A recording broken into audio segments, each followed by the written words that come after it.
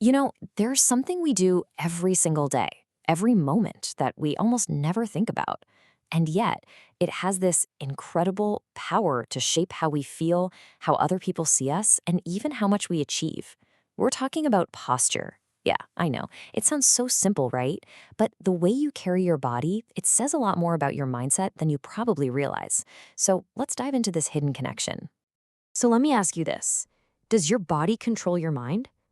It's a wild question, isn't it? Because we usually think of it the other way around. We feel sad, so we slump. We feel confident, so we stand up straight. But what if that's all backward? What if your body is actually the one in the driver's seat? And that right there is the huge idea we're exploring today. Your posture isn't just a passive mirror of what's going on inside. Oh no, it is an active creator of your mental and emotional state. The path to feeling more self-assured might not start with your thoughts. It might actually start with your feet on the ground and your shoulders back. Okay, so let's get into the science of how this actually works, because this isn't just some feel-good mantra. There are real biological and psychological things happening that turn your physical stance into a direct message to your brain. Think about the chemistry that's happening inside you right this second. The simple act of slumping, it's not just bad for your back. It's literally telling your body to pump out more cortisol. That's the stress hormone, the one that floods you in a fight-or-flight situation. And at the exact same time, it's lowering your testosterone, which is tied to feelings of confidence and power. But here's the amazing part.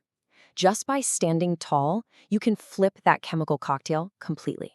You're not just looking more confident, you're literally creating the biology of confidence inside your own body. It's like a free built-in mindset hack.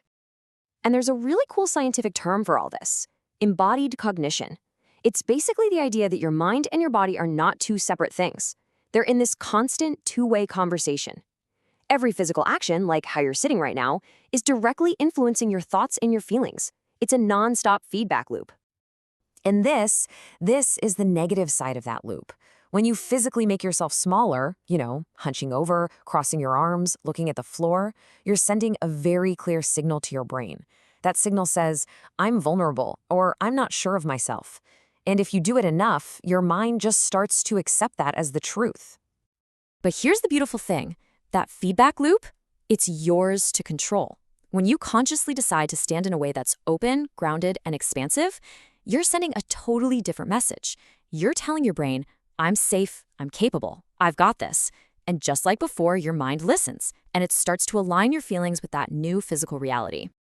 So we get the science now, but what happens when we just ignore this connection day in and day out? Well, there are some real hidden costs to having bad posture that go way beyond just a sore neck. Let's talk about the price we're actually paying.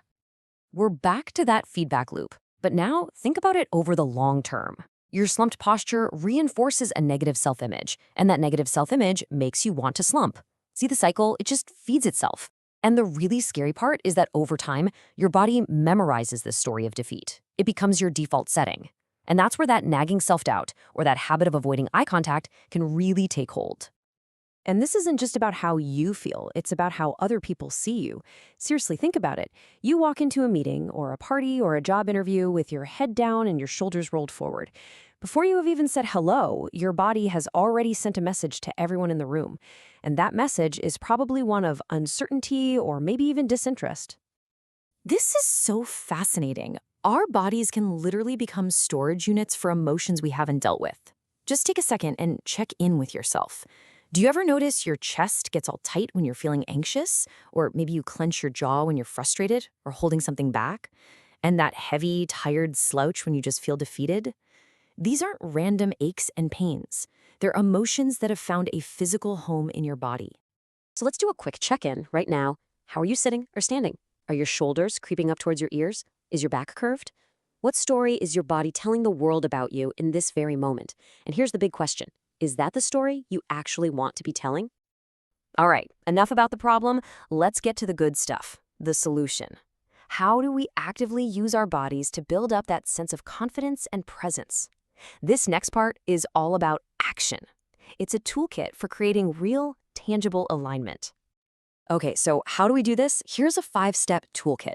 Let's walk through it. First, lengthen your spine. Just imagine a little string gently pulling you up from the very top of your head. It immediately signals alertness. Second, adopt soft power. I love this phrase. It just means standing with your chest open and your feet feeling solid on the floor. It's strong, but it's not aggressive. Third, breathe. So many of us take these tiny, shallow breaths. Try to breathe deep down into your belly. It's a super powerful way to calm your whole nervous system. Fourth, and this one is huge, unlearn old habits. Start noticing when you tense up and consciously choose to relax those muscles. And finally, number 5, practice embodied affirmations. We're going to match a powerful posture with powerful words. Here's a super simple way to put that last step into practice. Try this tomorrow morning. Just stand up tall, put a hand on your heart, take a deep breath, and say these words. I belong here, I am grounded, I am enough. When you match the physical posture with the mental message, you're training your whole system to accept this calm self-assurance as your new default. So, as we wrap this up, let's just reframe this whole thing. This isn't about faking it till you make it. Not at all. It's about achieving true congruence, where your mind and your body are finally telling the exact same story of strength. This is such a powerful shift in how to think about it. When you straighten your spine, you're not pretending to be someone else. You're just remembering the strength that is already inside you. And when you lift your head up, it's not about being arrogant or demanding attention. It's just you giving yourself permission to exist and to take up your rightful space in the world. Let that one just sink in for a minute. Long before you say your name or share your big idea, your physical presence has already spoken volumes. It sets the entire tone for everything that comes next. So at the end of the day, this isn't about a performance. It's not about putting on a confident act. The real goal is congruence. It's that feeling of alignment, where your physical body, your thoughts, and your energy are all telling the same authentic story. And that's really the big idea here. Confidence isn't a mask you put on for a big meeting. It's a state of being that you build from the inside out. And it starts with a simple, powerful way you hold yourself in the world. It's something you embody.